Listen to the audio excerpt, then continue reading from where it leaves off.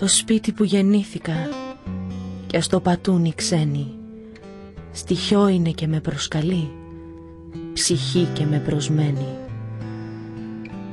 Το σπίτι που γεννήθηκα, ίδιο στην ίδια στράτα, στα μάτια μου όλο υψώνεται και μ' όλα του τα νιάτα.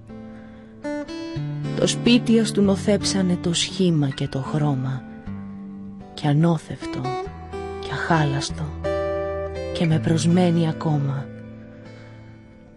Ας ήρθαν τα γεράματα και ας κύλησαν οι χρόνοι, απ' το ψιμίθρι του αλασμού και απ' του χαμού τη σκόνη.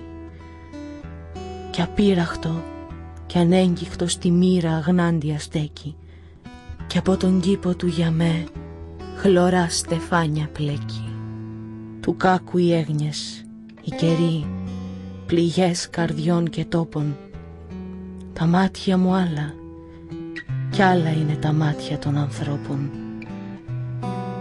Και μέσα από τους ανασασμούς του ρόδου και του δυόσμου, και δουλευτής και φυτευτής του κήπου ο αδελφός μου. Και πιο βαθιά, κατάβαθα, σαν άλλου κόσμου πλάση, να, ολόρθο, αξίγητο κρυφό, στον κήπο ένα κοράσι.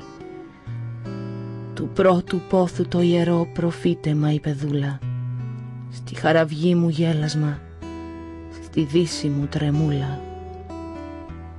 Το σπίτι που γεννήθηκα κι ας το πατούν οι ξένοι, στοιχειό και σαν απάτητο, με ζει και με προσμένει.